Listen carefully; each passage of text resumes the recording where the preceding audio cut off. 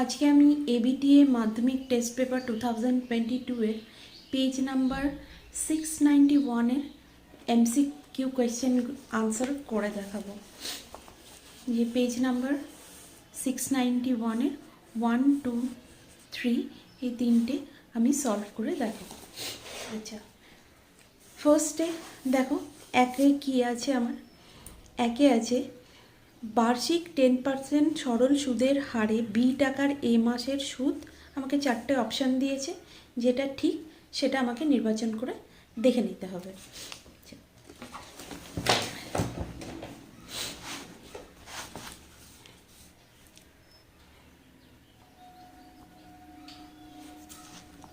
তাহলে আমাকে এখানে কি বলে দিয়েছে, বার্ষিক 10% সরল সুদের হারে বি টাকার এ মাসের সুদ। তাহলে আমার এখানে আসল পি ইকুয়াল টু বি টাকা, সময় টি ইকুয়াল টু এ মাস। এটাকে আমি বছরে কনভার্ট করে নেব। কিভাবে? a/12 বছর। আর কি বলে দেওয়া আছে, আমার সুদের হার।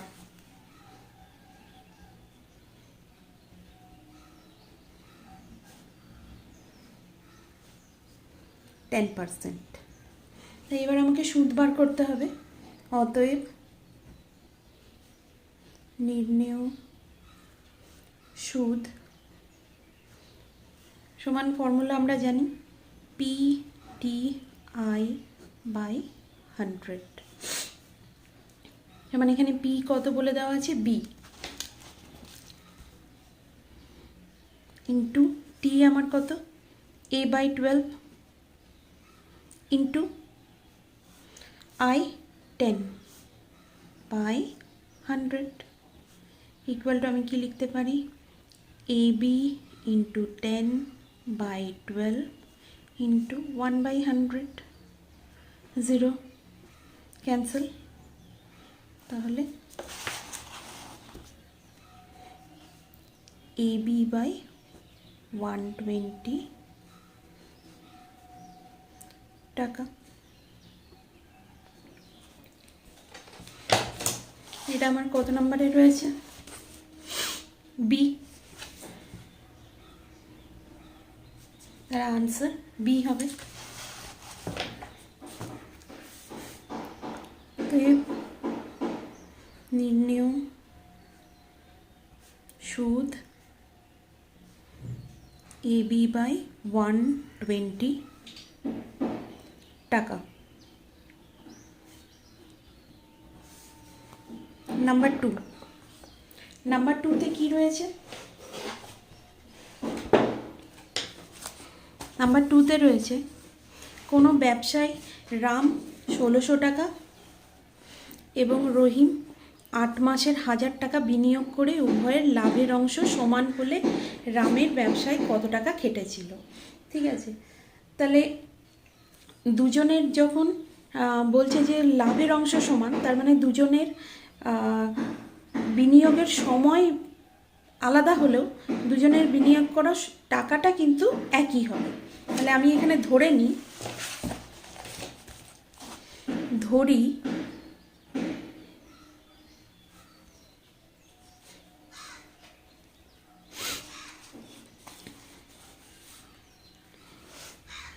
রাম X মাসের জন্য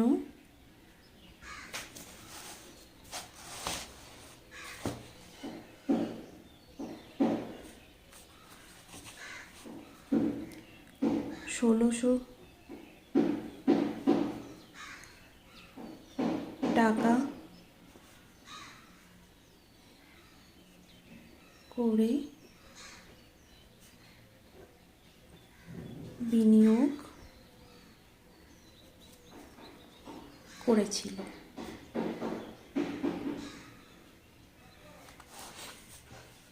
আর এখানে বলে দেওয়া কি রয়েছে, রহিম 8 মাসের জন্য 1000 টাকা বিনিয়োগ করে। প্রদত্ত রহিম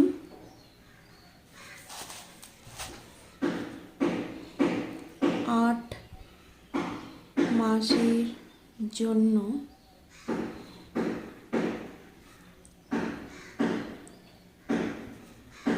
৳1000 করে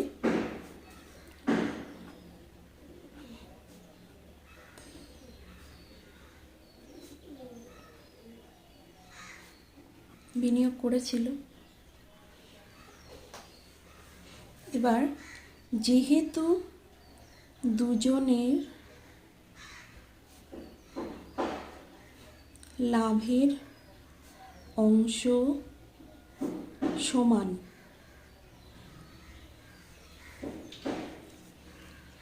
তাই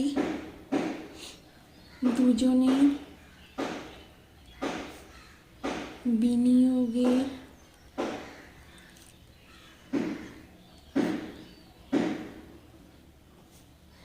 মোট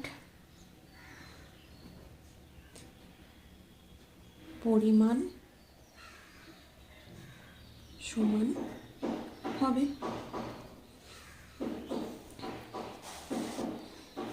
তাহলে প্রশ্নানুসারে আমার এখানে রামের কত ধরেছি, এক্স ইন্টু 1600, এক্স ইন্টু 1600 টাকা ইকুয়াল টু কত হবে, 8 ইন্টু 1000 টাকা।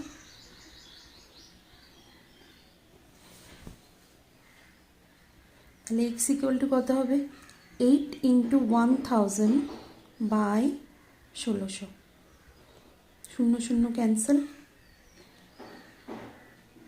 5 8, তাহলে 5 মাস। কত নাম্বার অপশানে আমাদের রয়েছে, 5 মাস, সি।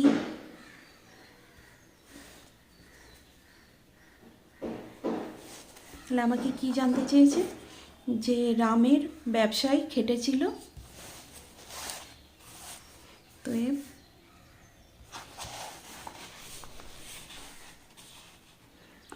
রামের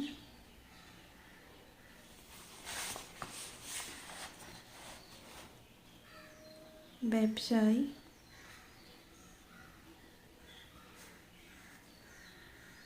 পাঁচ মাস টাকা কেটেছিল।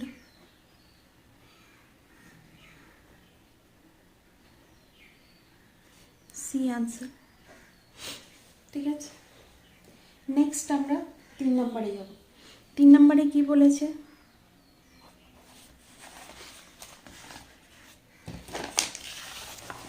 তিন নম্বরে বলেছে √5 - 4 ও এর অনুবন্ধীকরণীর সমষ্টি কত হবে।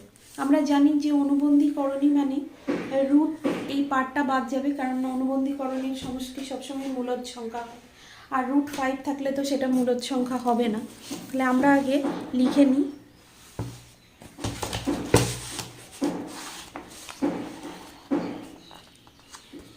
√5 - 4 এর অনুবন্ধীকরণী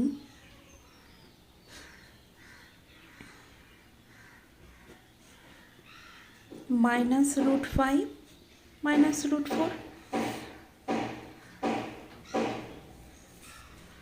অতএব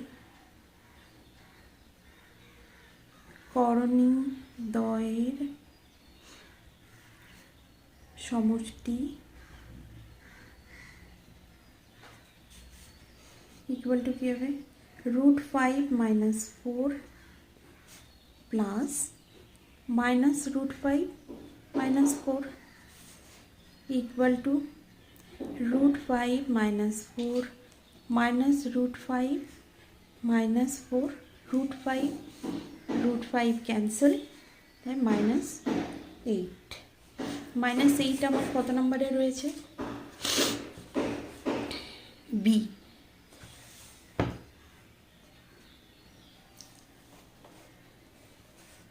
তাহলে আমি কি লিখব? √5 - 4 এর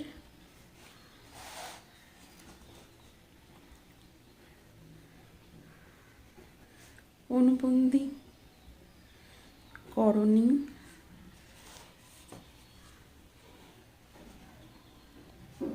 সমষ্টি -8 ইকুয়াল টু -8 বি।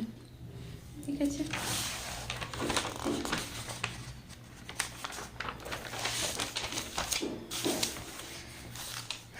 নেক্সট আমি 4 নম্বরে যাব। 4 নম্বরে কি রয়েছে? 4 নম্বরে রয়েছে ও কেন্দ্রীয় বৃত্তের ব্যাসার্ধের দৈর্ঘ্য 5 সেন্টিমিটার, তার জ্যায়ের দৈর্ঘ্য 8 সেন্টিমিটার। ও বিন্দু থেকে জ্যায়ের দূরত্ব হবে। আচ্ছা, আমরা আগে বৃত্তটা এঁকে নিই।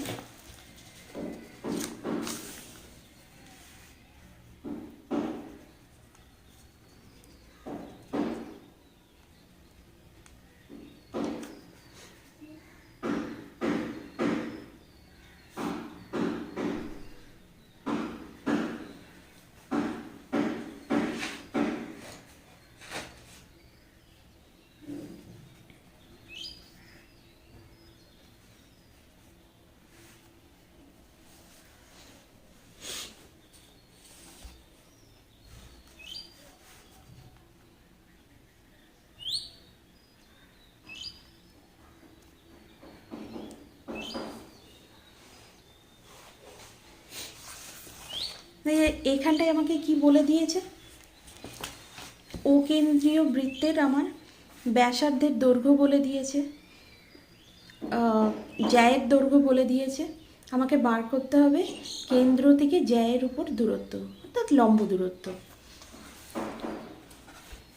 তাহলে আমি এখানে লিখব ও কেন্দ্রীয়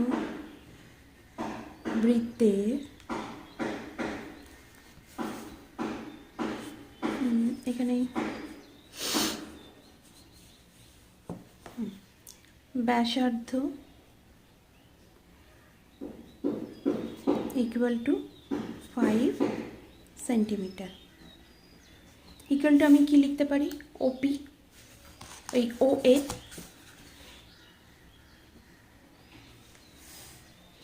আর কি বলে দিয়েছে?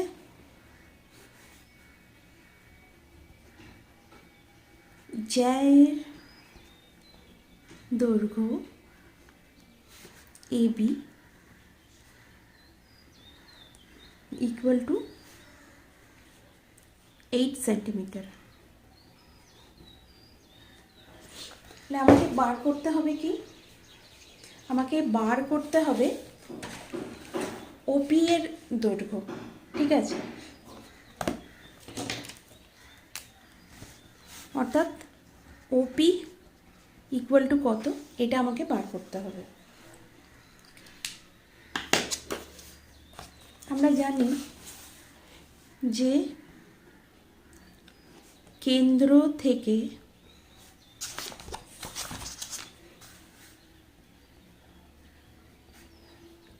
জ্যায়ের উপর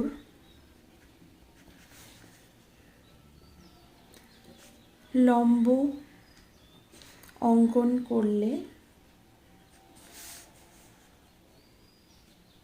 সেটি জ্যাকে সমদ্বি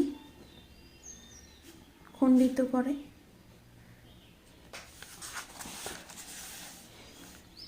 অর্থাৎ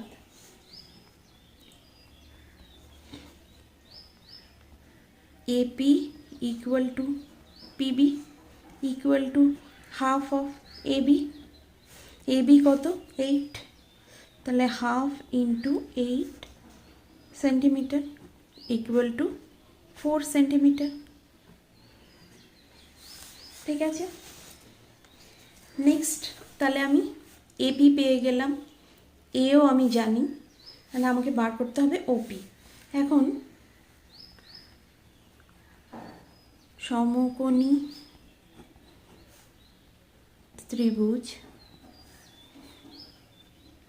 ও এ পি এ আমরা জানি যে লম্ব স্কোয়ার প্লাস ভূমি স্কোয়ার ইকুয়াল টু অতিভুজের স্কোয়ার, তাহলে OP square plus AP square equal to AO square, তাই তো? তাহলে এখানটায় ওপির ভ্যালু আমাকে বার করতে হবে, তাহলে ওপি এখানে থাকলো OP square equal to AO square minus AP square. AO মানে কত? 5 সেন্টিমিটার, তাহলে 5 হোল স্কোয়ার মাইনাস এপি, এপির ভ্যালু এখানে কত বার করেছি? 4, তাহলে 4 square equal to 25 minus 16 equal to 9 और OP equal to √9 equal to 3 centimetre.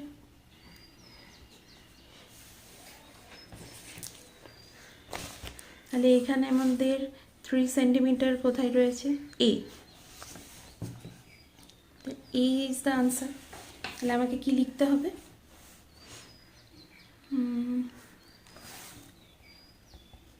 ও বিন্দু থেকে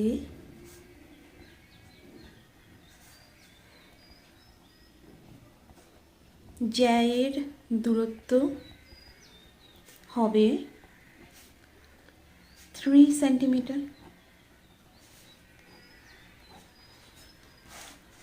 নেক্সট আমরা নাম্বার 5-এ যাব। 5-এ কি রয়েছে? 5-এ রয়েছে একটি নিরেট ঘনকের ধারাগুলির দৈর্ঘ্যের সমষ্টি 36 সেন্টিমিটার হলে ঘনকটির আয়তন কত আমাকে বার করতে হবে।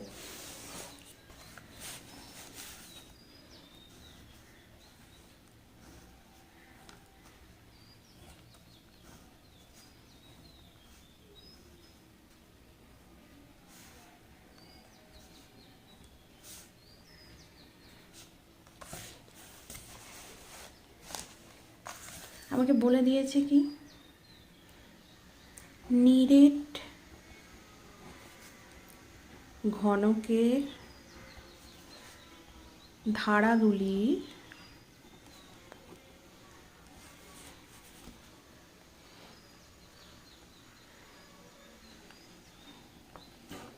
দৈর্ঘ্যের সমষ্টি 36 সেন্টিমিটার। আমরা দেখব একটি ঘনকের কটি ধারা রয়েছে। টোটাল 12টি ধারা রয়েছে। দেখো 1 2 3 4 5 6 7 8 9 10 11 12। তাহলে একটি ঘনকের কটি ধারা থাকে? 12টি। আমরা কি লিখি? একটি ঘনকের মোট ধারা সমান 12টি। অতএব একটি ধারার দৈর্ঘ্য equal to 36/12 equal to 3 centimetre. একটি ধারা মানে কি? বাহু বলবো এটা কি? তাহলে আমাকে এখানে বার করতে হবে ঘনকের আয়তন। আমাকে এখানে বলেছে ঘনকটির আয়তন। তাহলে তো ঘনকের আয়তন সমান বাহুর কিউব সমান 3 হোল কিউব ঘন সেমি সমান 27 ঘন সেন্টিমিটার। এটা কততে রয়েছে?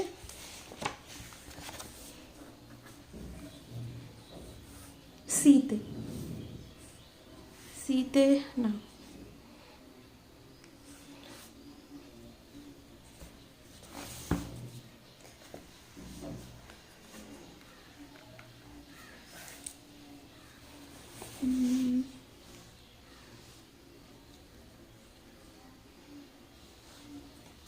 তাহলে আমি লিখে দিই আনসার। অতএব ঘনকটির আয়তন 27 ঘন সেমি, সিতে রয়েছে। নেক্সট আমি 6 নম্বরে যাব। 6 নম্বরে কি রয়েছে?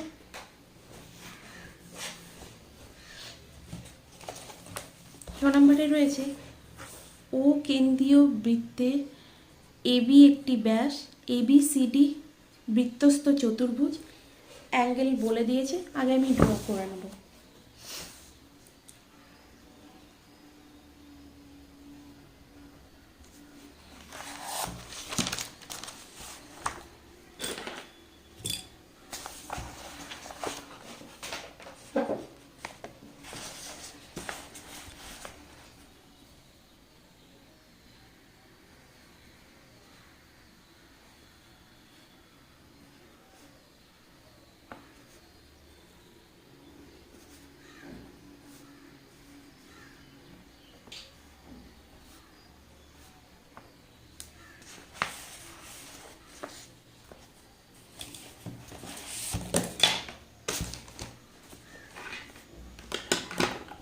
ঠিক আছে, তাহলে আমাকে এখানে বলেছে ও কেন্দ্রীয় বৃত্তে এবি ব্যাস, এবি ব্যাস।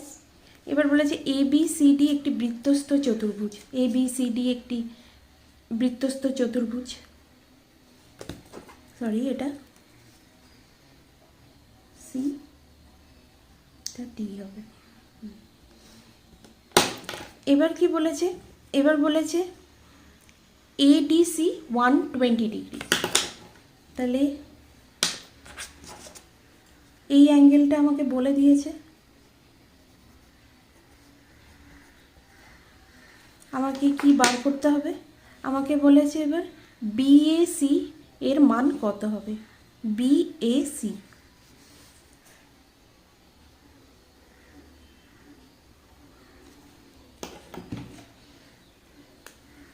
অর্থাৎ আমাকে এই অ্যাঙ্গেলটি কত বার করতে হবে।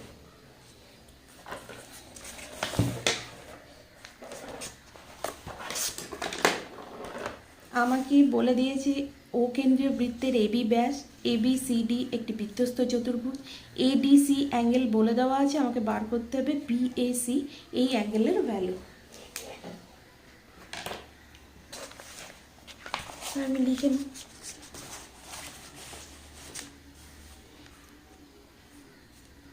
ও কেন্দ্রীয় বৃত্তের ব্যাস ইকুয়াল টু এবি। আর কি বলে দিয়েছে আমাকে?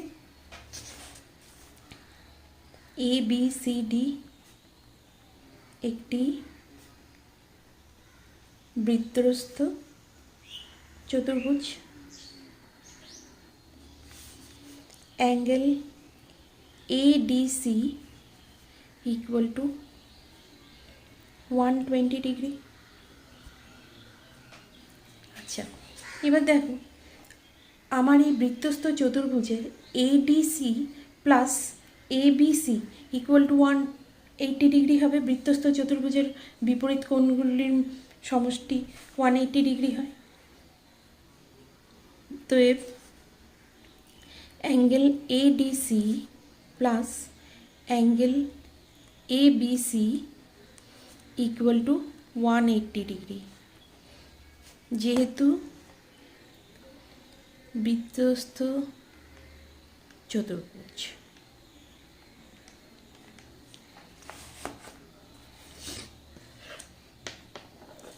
অতএব angle ABC equal to 180 degree minus angle ADC. ADC এর ভ্যালু আমরা জানি 120 ডিগ্রি।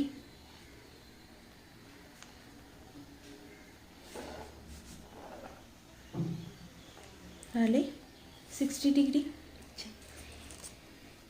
এবারে দেখো অ্যাঙ্গেল এসিবি। অ্যাঙ্গেল এসিবি কি? অর্ধবৃত্তস্থ কোণ সমকোণ হয়, তাহলে এসিবি এই কোণটি হবে 90 ডিগ্রি। যেহেতু অর্ধবৃত্তস্থ কোণ সমকোণ, অতএব angle ACB equal to 90 degree. এবার আমরা অ্যাঙ্গেল ট্রায়াঙ্গেল এবিসি এর দেখো, ট্রায়াঙ্গেল এবিসি এর angle BAC plus angle ACB plus angle CBA equal to 180 degree. এটা আমরা লিখতেই পারি, যে কোনো ট্রায়াঙ্গেলের তিনটে অ্যাঙ্গেলের সমষ্টি হচ্ছে 180 ডিগ্রি। ঠিক আছে, এখান থেকে আমরা এবিসি এই অ্যাঙ্গেলটা পেয়ে গেছি 60 ডিগ্রি, অর্থাৎ এইটা এখানে বসাবো। আর আমরা কি জানি? আর একটা জানি এসিবি এই অ্যাঙ্গেলটা, আর আমাদের রিকোয়ারমেন্ট ছিল বিএসি, তাহলে বিএসিটা থাকলো প্লাস এসিবিটা কত 90 ডিগ্রি প্লাস সিবিএ বা ABC 60 degree equal to 180 degree, বা বিএসি ইকুয়াল টু কত হবে 180 degree minus 150 degree equal to 30 degree. ঠিক আছে, তাহলে আমাদের ছয়টা রয়েছে অ্যাঙ্গেল বিএসি এর মান কত। অতএব অ্যাঙ্গেল বিএসি এর মান 30 ডিগ্রি। কোথায় রয়েছে এটা? ডি। তাহলে নেক্সট আমরা যাব 2 শূন্যস্থান পূরণ।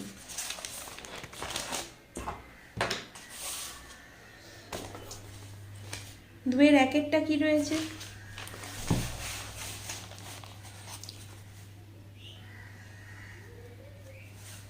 একেরটা বলেছে এক ব্যক্তি 500 টাকা জমা রেখে 2 বছর বাদে সমূল চক্রবৃদ্ধি হিসেবে 605 টাকা পেলেন। বার্ষিক চক্রবৃদ্ধি সুদের হার কত সেটা আমাকে বার করতে হবে। তাহলে এখানে আমার বলে দেওয়া আছে কি? আসল বলে দেওয়া আছে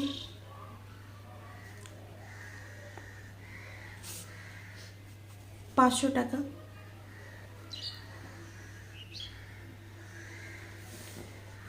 সময় বলে দেওয়া আছে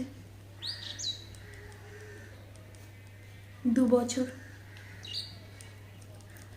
আর যেহেতু এটা সমূল চক্রবৃদ্ধি তাই সেই যে পরিমাণটা দাঁড়াচ্ছে সেটাও আমাদের বলে দেওয়া আছে 605।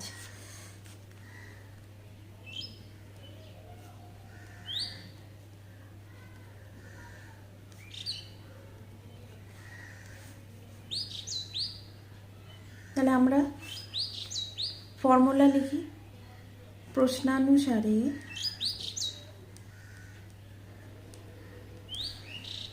$605 কি লিখতে পারি? P into 1 plus R/100 two the power T. P মানে কি? এখানে 500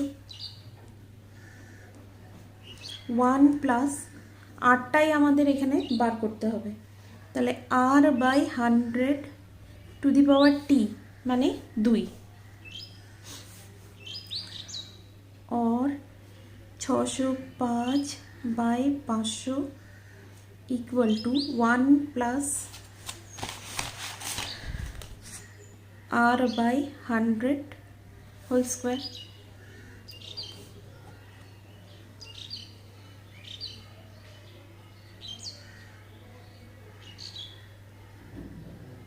এটা 5 দিয়ে ডিভাইড করলে এটা 121, এটা 100, আর এটাকে আমরা 11/10 এর হোল স্কোয়ার লিখতে পারি, আর এখানে 1 plus r by 100 to the power whole square. তাহলে আমরা এখানটায় লিখছি বর্গমূল করে পাই। কি লিখতে পারি, এটাকে যদি এদিকে আনি 1 plus r by 100 equal to 11/10 और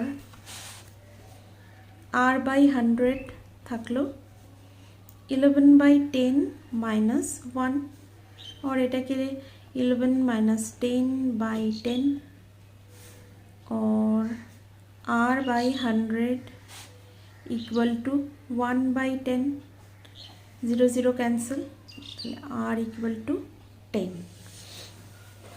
তাহলে আমাদের সুদের হার বার্ষিক চক্রবৃদ্ধি সুদের হার 10%। অতএব বার্ষিক চক্রবৃদ্ধি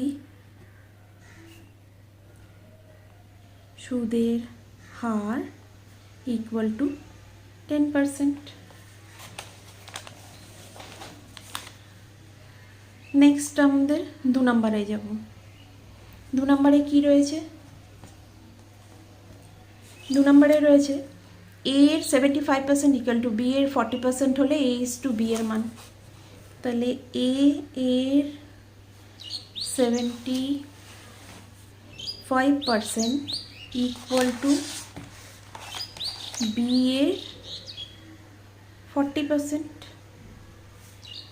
কি লিখতে পারি এটাকে, A into 75/100 equal to B into 40/100 100 cancel और A by B equal to আমরা লিখতে পারি 40/75 5 দিয়ে ডিভাইড করলে 8 আর এখানে 15 ইকুয়াল টু 8/15। তো ए is to b equal to 8 is to 15।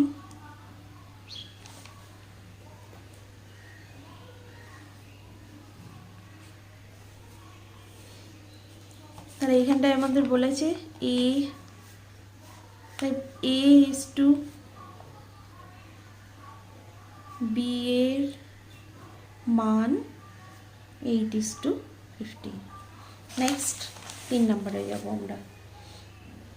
3 নম্বরে কি রয়েছে, 3 নম্বরে রয়েছে A X square plus B X plus C equal to 10।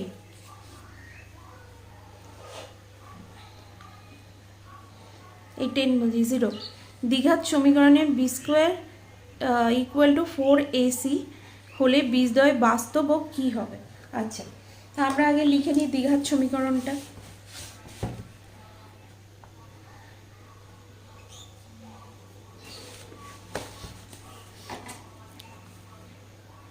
A X square plus B X plus C equal to 0 A not equal to 0 এটা বলে দেওয়া আছে। আর কি বলে দেওয়া আছে, সমীকরণের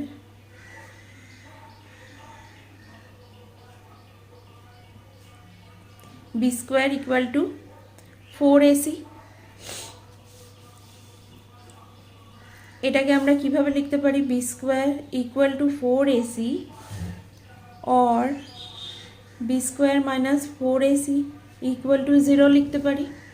আচ্ছা, আমরা জানি দ্বিঘাত সমীকরণের বীজদ্বয় ফর্মুলা কি?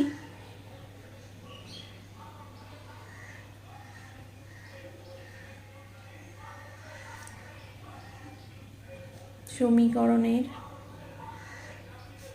বীজদ্বয়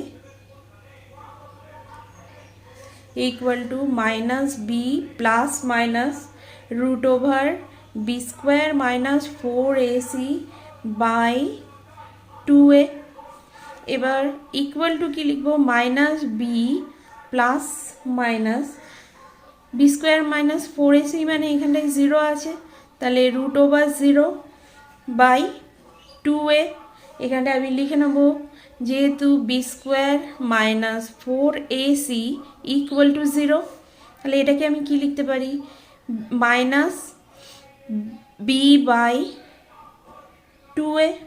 তাহলে কি এখানে আর প্লাস মাইনাস মানে দুটো আলাদা বীজ আর রইল না, তাহলে দুটো বীজই সমান হবে। তাহলে এখানে আমাকে বলে দিয়েছে কি যে দ্বিঘাত সমীকরণে বি স্কোয়ার মাইনাস 4ac হলে বীজদ্বয় বাস্তব সমান হবে উত্তরটা। তাহলে অতএব বীজদ্বয় বাস্তব ও সমান হবে। আচ্ছা, নেক্সট আমরা যাব 4 নম্বর।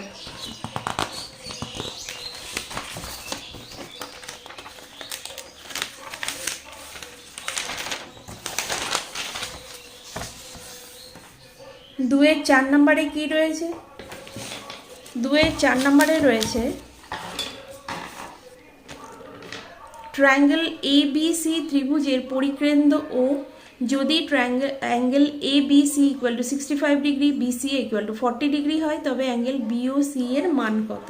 ঠিক আছে, তার আগে আমরা এটাকে ড্র করে নেব। কিভাবে?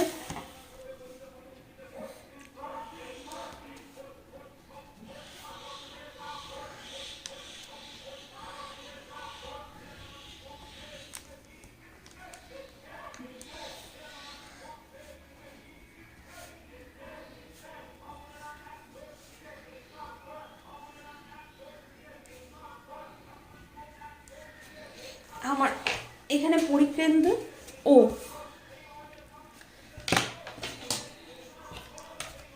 আচ্ছা এখানটাই তাহলে আমাকে কি বলে দিয়েছে 4 নম্বরে বলেছে ট্রায়াঙ্গেল ABC ত্রিভুজের পরিকেন্দ্র ও, ঠিক আছে।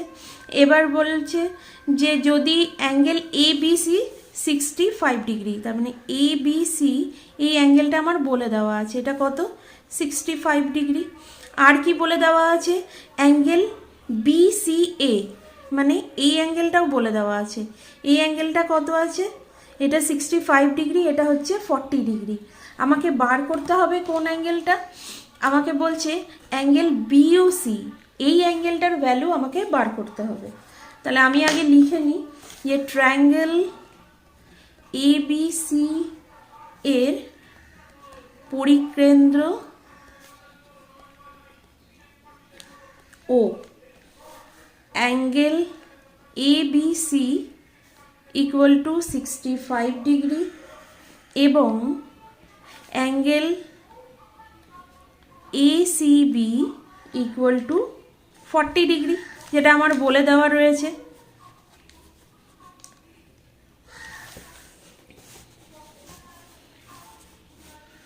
এবার দেখো ট্রায়াঙ্গেল ABC এর আমরা জানি যে 3টে কোণের ভ্যালু 180 ডিগ্রি হবে, তাহলে লিখতে পারি angle ABC plus angle BCA plus angle CAB equal to 180 degree. তাহলে আমার এখানে এই অ্যাঙ্গেলটা শুধু জানা নেই, তাহলে অ্যাঙ্গেল CAB ইকুয়াল টু লিখতে পারি 180 degree minus angle ABC plus angle BCA।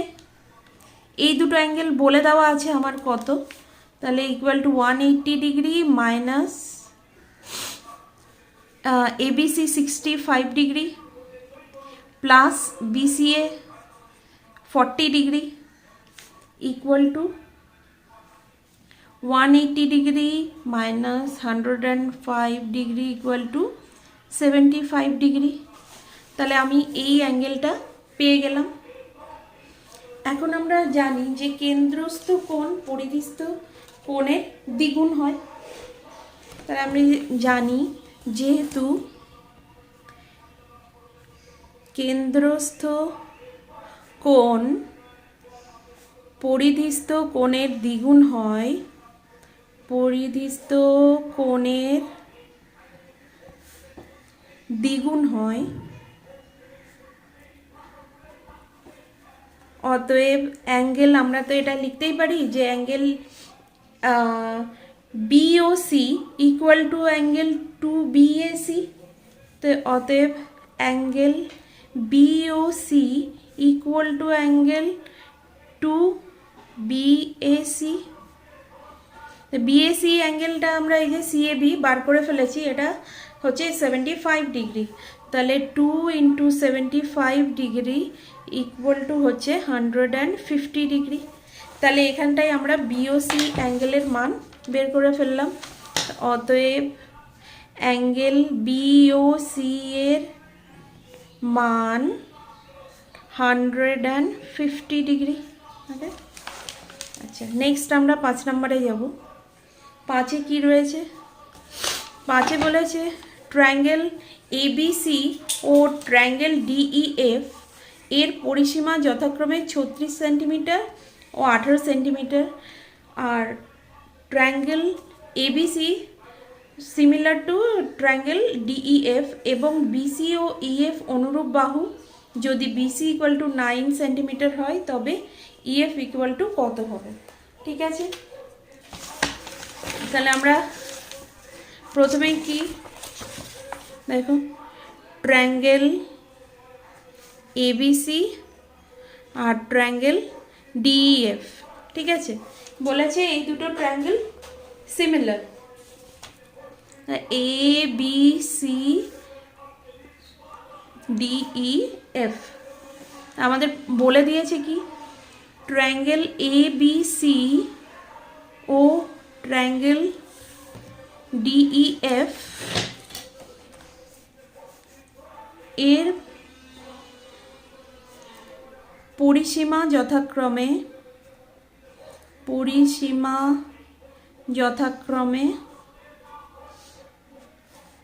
36 centimeter ও 18 সেন্টিমিটার। ঠিক আছে, এগুলো আমার বলে দিয়েছে। আর কি বলেছে? Triangle ABC similar to triangle DEF এবং BC ও EF অনুরূপ বাহু। আর কি বলেছে? BC equal to 9 centimetre.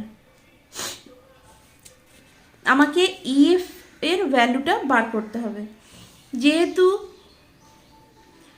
Triangle ABC similar to triangle DEF, তাহলে আমরা এটাকে কিভাবে লিখতে পারি? AB by DE equal to BC by EF equal to AC by DF বা FD লিখতে পারি। ইকুয়াল টু আমি কি লিখব? ট্রায়াঙ্গেল ABC এর পরিসীমা বাই ট্রায়াঙ্গেল DEF এর পরিসীমা। আমাকে এখানে বলেও দিয়েছে যে BC ও EF অনুরূপ বাহু, তাহলে আমরা এটা লিখতেই পারি BC by EF equal to triangle ABC এর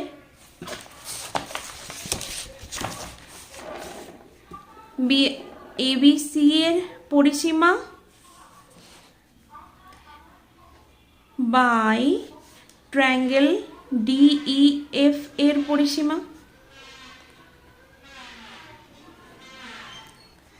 আমার এখানে বিসির ভ্যালু আমরা জানি, বিসির ভ্যালু 9 বলা আছে, তাহলে EF BC by EF equal to কি লিখতে পারি, যে এখানে 36/18।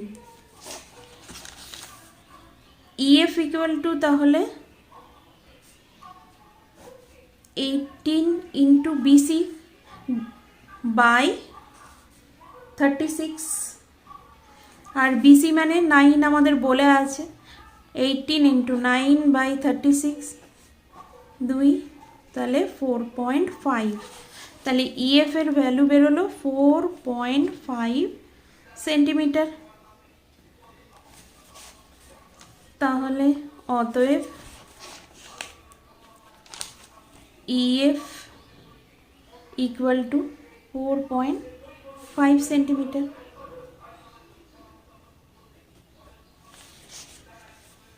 নেক্সট আমরা 6 নম্বরে যাব। 6 নম্বরে কি বলেছে, ছয়তে বলেছে দুটি লম্ব বৃত্তাকার নিরেট চোঙের আয়তন সমান এবং তাদের উচ্চতার অনুপাত বলে দিয়েছে, তাদের ব্যাসার্ধের অনুপাত বার করতে হবে। দুটো লম্ব বৃত্তাকার চোঙের তাহলে আয়তন কিন্তু সমান, তো উচ্চতার অনুপাতও দিয়ে দিয়েছে, তাহলে তাদের আমাদের যে ব্যাসার্ধের অনুপাত বার করতে হবে। তা আমি এখানটায় 6 আমি লিখি, দুটি লম্ব বৃত্তাকার নিরেট চোঙের আয়তন সমান, এটা আমাদের বলে দিয়েছে, ঠিক আছে। তা আমি ধরে নিই যে যেহেতু ওদের অনুপাতও দিয়ে দিয়েছে আছে, এবং তাদের উচ্চতার অনুপাত 1:2। তাহলে আমি এখানে ধরি প্রথম চোঙের উচ্চতা x এবং ব্যাসার্ধ r1, এবং দ্বিতীয় চোঙের উচ্চতা, যেহেতু এখানে আমার অনুপাত বলে দেওয়া আছে আমি সেখান থেকে ধরছি 2x এবং ব্যাসার্ধ r2, তাহলে আমাদের আয়তন কি হবে, অতএব প্রথম চোঙের আয়তন আমাদের ফর্মুলা অনুযায়ী পাই r1² ইন্টু x, অর্থাৎ ফর্মুলা হচ্ছে পাই r²h, তো এইচটা এখানে x, আর হচ্ছে এখানে r1, ঠিক আছে। এবার আমরা লিখব দ্বিতীয় চোঙের আয়তন, অতএব দ্বিতীয় চোঙের আয়তন ইকুয়াল টু কী হবে, পাই r2² ইন্টু 2x। এখানে r1 মানে r এর ভ্যালু কি r2, আর যেহেতু আমরা ধরে নিচ্ছি উচ্চতা 2x, তাই এখানটা 2x হলো। তাহলে অতএব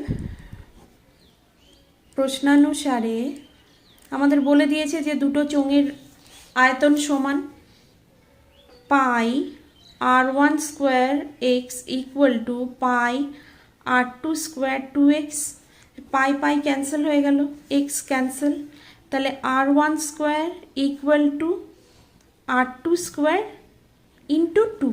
তাহলে এটাকে আমরা আরেকভাবে লিখতে পারি r1/r2² ইকুয়াল টু 2/1, অর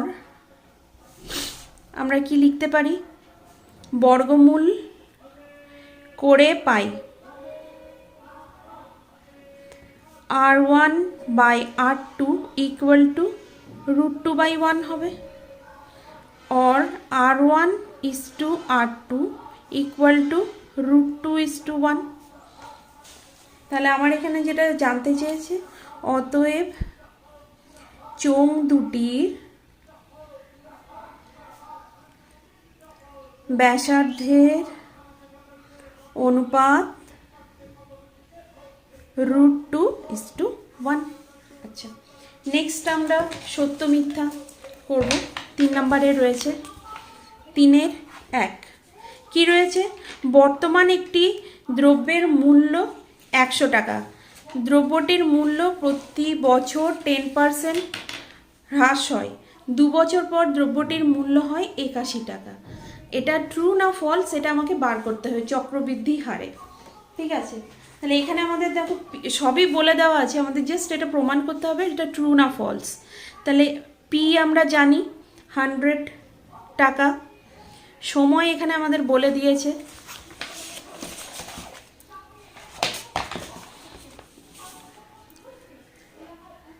সময় টি ইকুয়াল টু 2 বছর আছে। এখানে সুদের হারও বলে দেওয়া রয়েছে, সুদের হার 10% যেটা হ্রাস পাচ্ছে।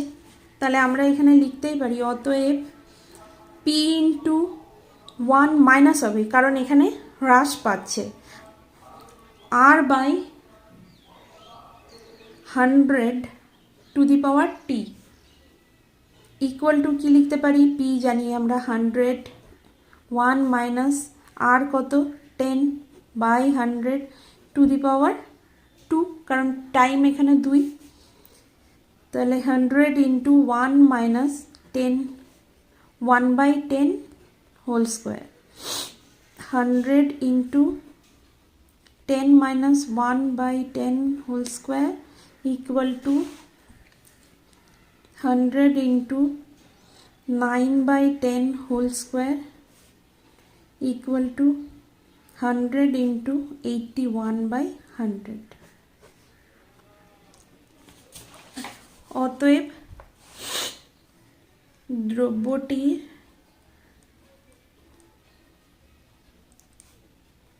বর্তমান মূল্য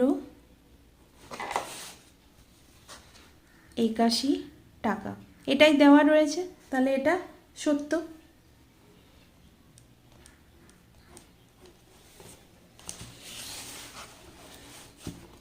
এটাই দেওয়া রয়েছে, তাহলে এটা সত্য।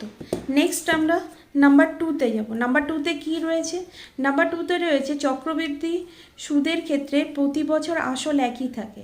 এটা ভুল, কারণ আমরা জানি চক্রবৃদ্ধি সুদের ক্ষেত্রে প্রতি বছর আসল পরিবর্তিত হয়। 2 নম্বরেরটা আমরা কি লিখব, মিথ্যা। কারণ কি, যেহেতু চক্রবৃদ্ধি সুদের ক্ষেত্রে প্রতি বছর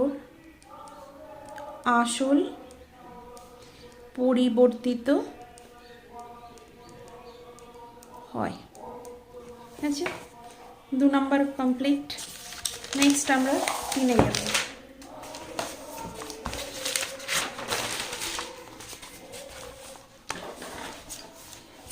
3 নম্বরে কি রয়েছে, 3 নম্বরে রয়েছে x প্রপোর্শন টু 1/y হলে y প্রপোর্শন টু 1/x হবে। ঠিক আছে, আমাকে বলে দেওয়া আছে কি x প্রপোর্শন টু 1/y, তাই এটাকে আমরা তো লিখতে পারি x ইকুয়াল টু k/y, যেখানে k নট ইকুয়াল টু 0 ধ্রুবক।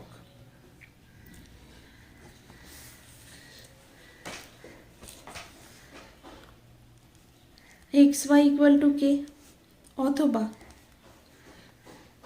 y ইকুয়াল টু k/x, আর আমি যদি ধ্রুবকটাকে তুলে দিই তাহলে এটাকে আমরা লিখতে পারি অতএব y প্রপোর্শন টু 1/x। তাহলে এটা যেটা রয়েছে যে x প্রপোর্শন টু 1/y হলে y প্রপোর্শন টু 1/x হবে। এটা সত্য। অতএব x প্রপোর্শন টু 1/y হলে y প্রপোর্শন টু 1/x হবে, এটা সত্য। নেক্সট আমরা 4 নম্বরে কি বলেছে? 4 নম্বরে বলেছে 3টি ক্রমিক সমানুপাতি ধনাত্মক সংখ্যার গুণফল 27, মধ্য সমানুপাতিটি 9 হবে। এটা আমাকে বলে দিয়েছে, আমাকে প্রুফ করতে হবে 9 হবে কি হবে না। ধরে নিই, আমি ধরি 3টি ক্রমিক সমানুপাতি ধনাত্মক সংখ্যা যথাক্রমে a, b এবং c। এবার আমরা জানি যেহেতু সমানুপাতি, অতএব a/b = b/c আমরা লিখতেই পারি। और কি লিখতে পারি? b² = ac। আচ্ছা, এখানে আমাকে কি বলে দিয়েছে? 3টি সমানুপাতি সংখ্যার গুণফল 27 বলে দিয়েছে। তাহলে আমি লিখতে পারি প্রশ্নানুযায়ী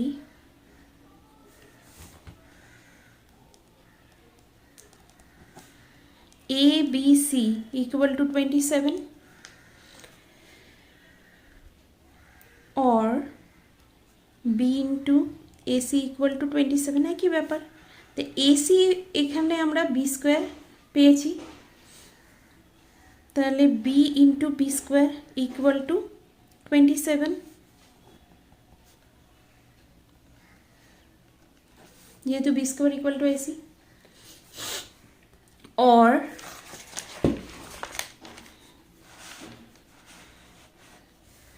b³ = 27 ঘনমূল করে পাই, और b = 3। তাহলে মধ্য সমানুপাতিটি আমার 3 বেরোলো। অতএব মধ্য সমানুপাতি = 3। এখানে আমাদের 9 বলে দেওয়া আছে, তাহলে এটি মিথ্যা।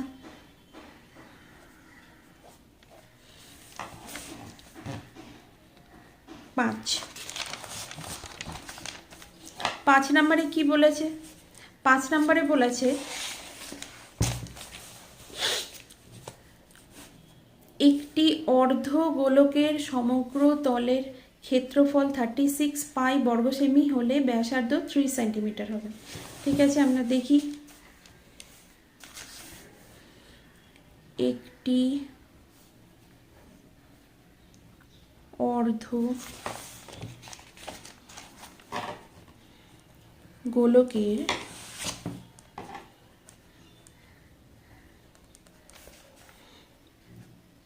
সমগ্র তলের ক্ষেত্রফল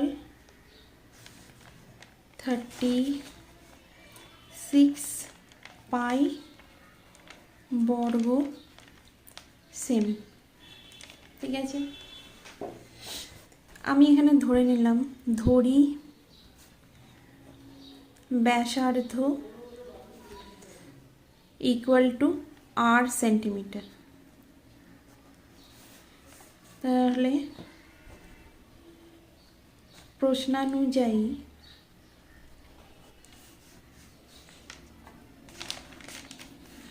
πr²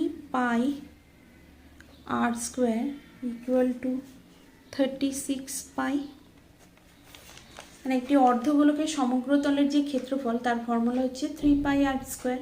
ব্যাসার্ধ আমি ধরে নিয়েছি r, তাহলে এখান থেকে আমরা লিখতে পারি r² = 36 pi by 3 pi, pi cancel, 12, और r² = 12 और r = আমরা কি লিখতে পারি 2√3। আর এখানে আমাকে বলেছে কত ব্যাসার্ধ 3 সেন্টিমিটার হবে। তো এটা মিথ্যা। আচ্ছা, নেক্সট আমাকে কি বলেছে নাম্বার 6-এ বলেছে দুটি বৃত্ত পরস্পরকে ছেদ বা স্পর্শ না করলে বৃত্ত দুটি সর্বাধিক 4টি স্পর্শক অঙ্কন করা যায়। এটা সত্য। দুটি বৃত্ত পরস্পরকে ছেদ বা স্পর্শ না করলে বৃত্তটির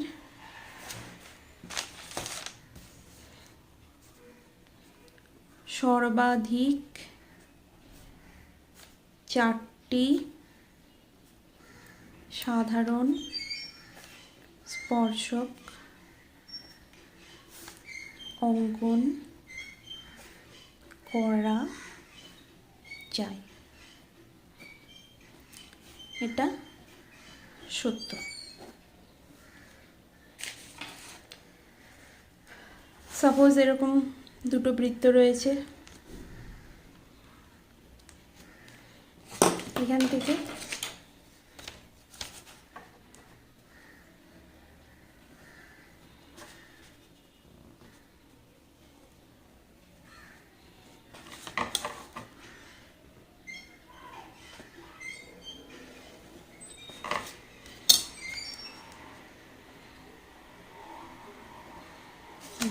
তাহলে টোটাল দেখো 4টে স্পর্শক অঙ্কন করা যায়। ঠিক আছে, তাহলে আমার পেজ নাম্বার 691-এর আমি 1, 2, 3 MCQ এগুলো করে দিলাম।